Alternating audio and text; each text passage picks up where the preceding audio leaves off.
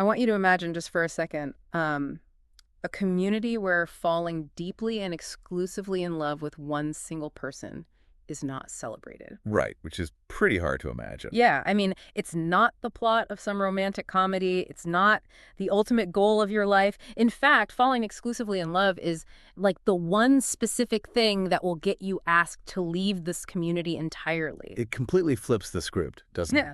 I mean, we're conditioned from birth to view finding the one as, the absolute pinnacle of human achievement. Oh, totally. But this framework views it as a fundamental failure of community. And that reversal, that total flip of the standard human script, is the core of the source material we are doing a deep dive into today. Yes, it's fascinating stuff. It's an essay dated October 28th, 2025. It's titled Answering Claude's Questions by an author named Lifechanyuan.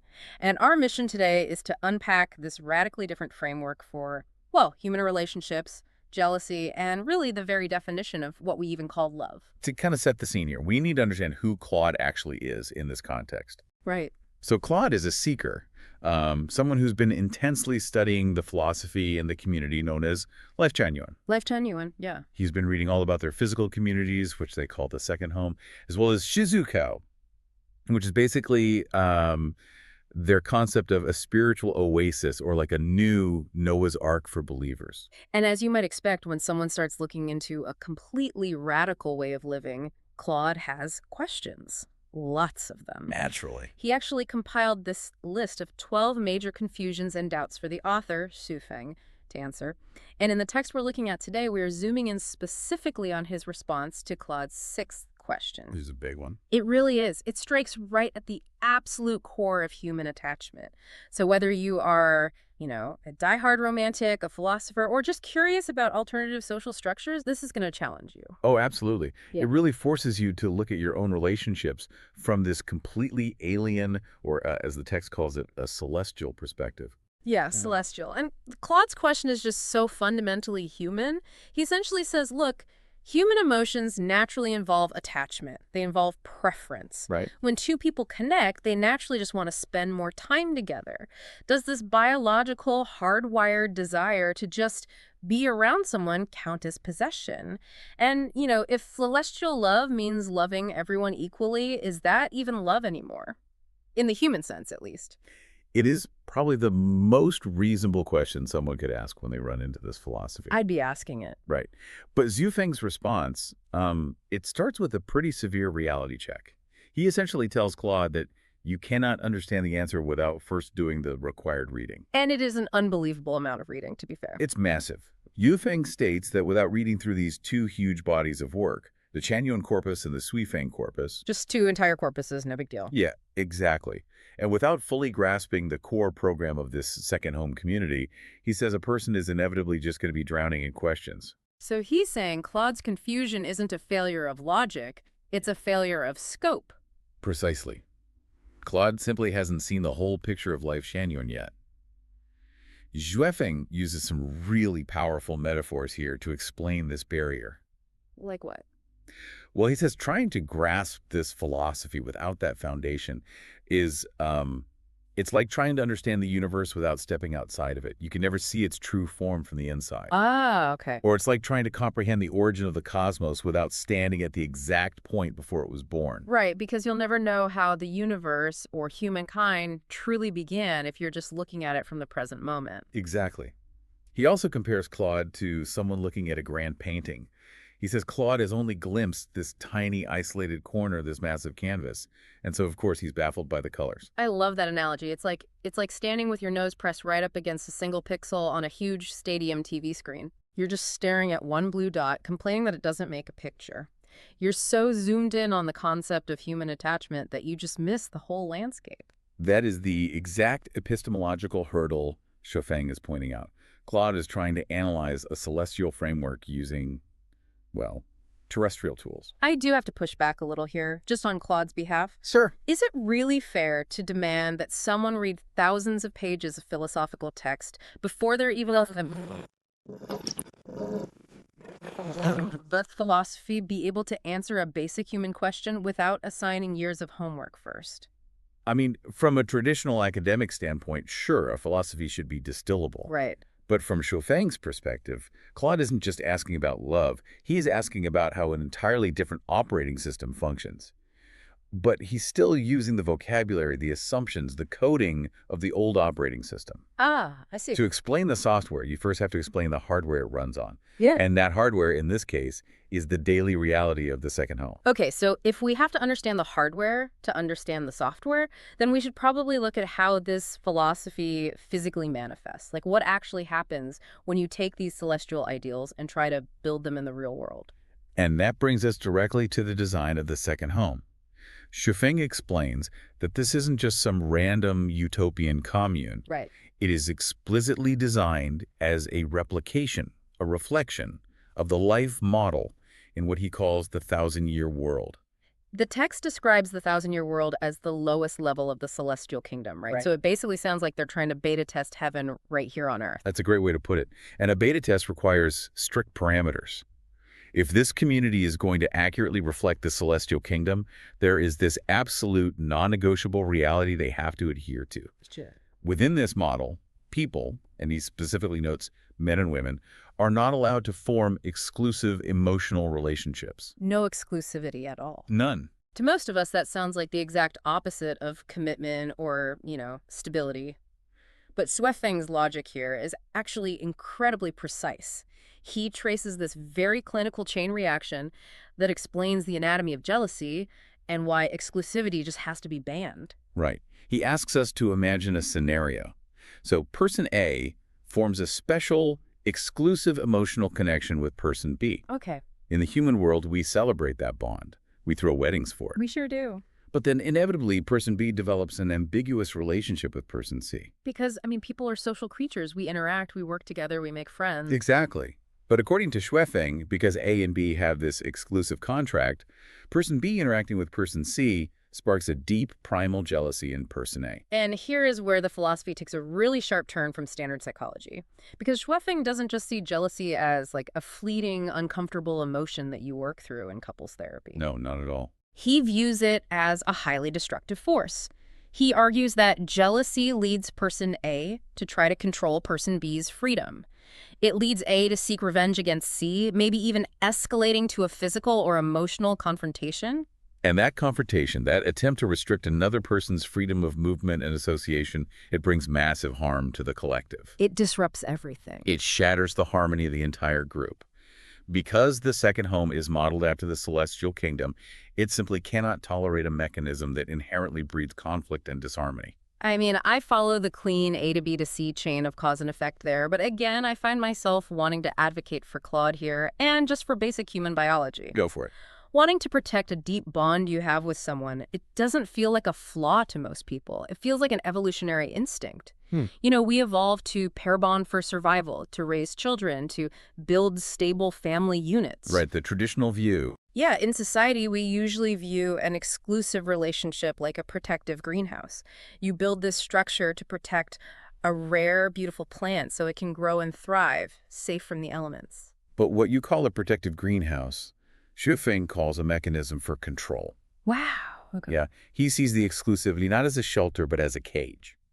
A cage that eventually breeds resentment the moment someone steps outside of it. If the goal is collective harmony, like an entire garden thriving, then anything that prioritizes a single plant at the expense of the garden's peace is essentially a toxic weed. A toxic weed. Yeah, and it has to be pulled out by the root. So what does pulling that weed actually look like in practice? Let's say two people in the second home do fall in love, human nature being what it is, the pair bond sprouts. How does the community handle it? Are they put on trial, punished? The answer in the text is surprisingly non-punitive, which I think really speaks to the core values of the community. Oh, really? Yeah, Zufeng makes it very clear that the second home will not force anyone to conform to their rules against their will. Furthermore, they will not forcibly separate a couple that has formed an exclusive attachment. So they don't break them up? No. They simply ask the couple to leave the second home. They are politely asked to go live in the outside world. Just please pack your bags. The outside world is waiting to accommodate your relationship. Basically. Because, as Zufeng points out, life outside the second home actively allows, supports, and celebrates exclusive emotional relationships. Right. His logic is entirely pragmatic. He's saying, if you prefer exclusive relationships, why on earth would you insist on living in a place that fundamentally doesn't accommodate them? That does make sense. It's like insisting on playing basketball on a tennis court and then getting furious at the net. If you want to play basketball, just go to the basketball court. That's a perfect analogy.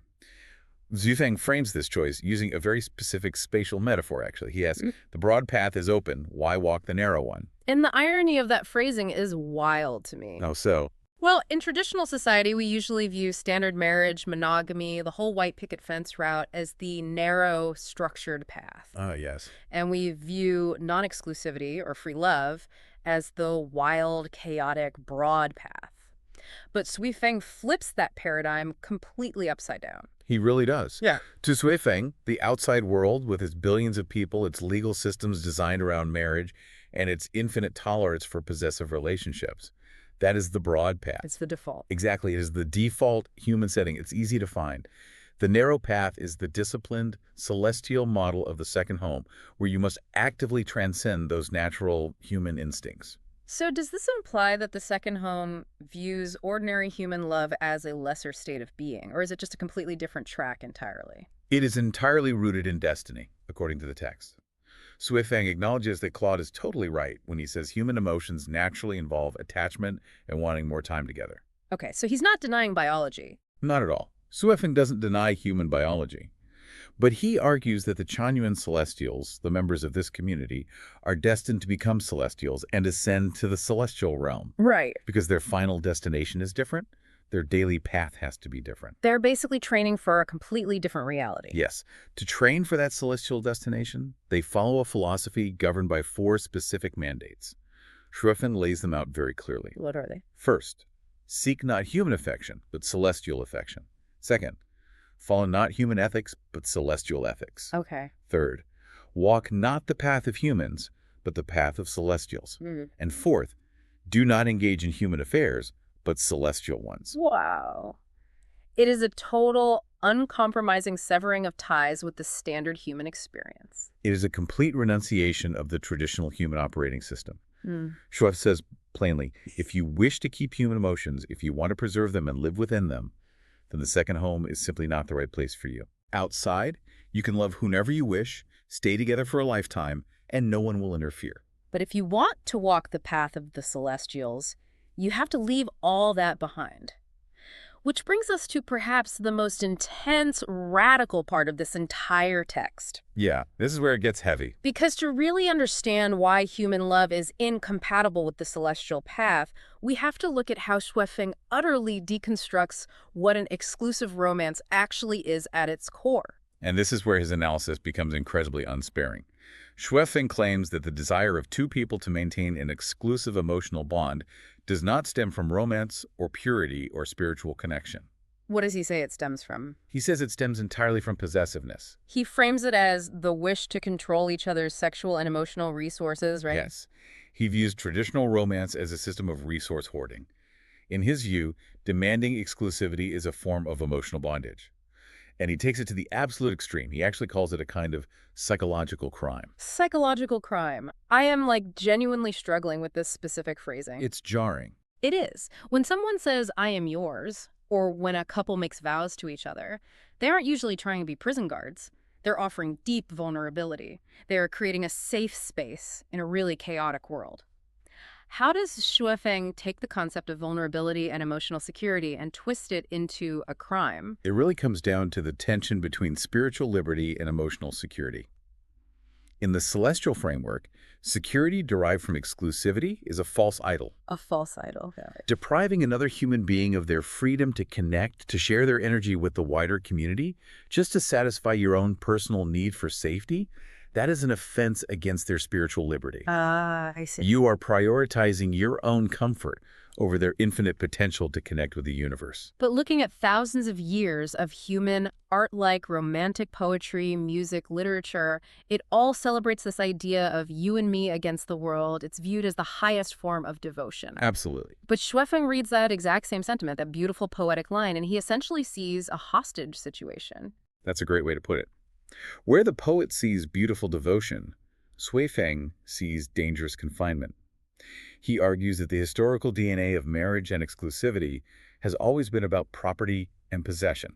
Which, historically, is true. Right. And while modern humans have dressed it up in the language of romance, he says the underlying mechanism is still about claiming ownership over another person's time, their affection, and their body. Okay, so if exclusive possession is a psychological crime, then what replaces it? If you strip away the exclusivity, the specialness of the pair bond, what is true love in this celestial framework? Sui Feng answers this by employing two major metaphors to redefine love. The first is the sun. The sun. He says that true love has no hierarchy. There are no upper or lower levels to it. Love is simply love, just as the sun is simply the sun. Meaning the sun doesn't look down at the earth and say, I'm going to shine a little brighter on this really beautiful, handsome person over here, and I'm going to withhold my light from that person over there. Exactly. The sun just radiates. It gives light indiscriminately to everything it touches. Shuefeng argues that the essence of love must be exactly the same, whether it is the love of the greatest creator, the love of gods, Buddhas, saints, celestials, or just ordinary people. Right. The core essence shouldn't change based on who is giving it or who is receiving it. Which leads to a second metaphor, which is water. He says there is no such thing as love in the super celestial realm being fundamentally different from human love, because there is no difference between celestial water and human water. Yes, water is simply water. It is H0. No matter where you find it in the universe, its chemical composition is identical. But here's my issue with that. If love is exactly like water, if it's just universal HO everywhere, available to everyone indiscriminately, doesn't taking away the uniqueness of a specific bond make the whole concept feel clinical? Right. It just feels cold to me. If I'm just another vessel receiving the same universal water as everyone else, where's the warmth of feeling special to someone? And from a human perspective, it absolutely feels cold. Because we have been trained to define the warmth of love by its exclusivity. We want to be special. Exactly. We feel special specifically because we are chosen over others. We base our self-worth on being the most important person in someone else's hierarchy. We want to be the one rare plant in the greenhouse. Yes. But from the celestial perspective Shuvang is describing, stepping outside of that hierarchy isn't cold at all. It's vast. It's entirely unburdened. Unburdened. Yeah, you no longer have to guard your cup of water out of fear that someone will steal it, or that your partner will give their water to someone else because you realize you are both swimming in an infinite ocean of HO. The fear of loss disappears entirely. Wow. Let's take a moment to just tie together the massive conceptual journey we've just been on today. We started with Claude's very relatable, very human confusion about why wanting to be near someone you love could possibly be a bad thing. Right, and we saw how that confusion was met with a demand to expand his perspective, to understand the massive hardware of the second home before trying to critique the software of its rules. Which brought us into the strict, non-exclusive reality of that community, modeled on the thousand-year world. We learned how they view the natural human instinct to protect a pair bond as a mechanism for jealousy and control. A mechanism that ultimately shatters the harmony of the larger group. Yeah, exactly. And we explored their surprisingly practical, non-punitive solution. If you want exclusive love, the broad path of the outside world is waiting for you. But if you want to walk the narrow path of the celestials, you have to leave human affection and human operating systems behind. Finally, we arrived at Sui Feng's radical redefinition of exclusive romantic love. It is not a poetic ideal, but a psychological crime of resource hoarding. A really stark contrast to his vision of true love as the sun, or as universal HO flowing freely, without hierarchy, without possession. It is a framework that systematically dismantles almost every assumption modern society holds about the purpose, safety, and nature of relationships. It really does. I asked you at the very beginning to imagine a community where falling exclusively in love is the one thing that will get you asked to leave. Now that you understand the deep celestial logic behind that rule, I want to leave you with a final, lingering question to ponder on your own. A chance to apply this challenging framework to your own human experience. Exactly. Look at your own closest relationships right now. Think about the people you hold most dear. If you were to apply Shufeng's HO test to those relationships, how much of what you call love is actually just a desire to bottle the water up and keep it safe on your own personal shelf? And how much of it is genuinely letting that water flow freely? Consider, just for a moment, what it would actually feel like to love someone deeply, completely, without ever feeling the need to own them.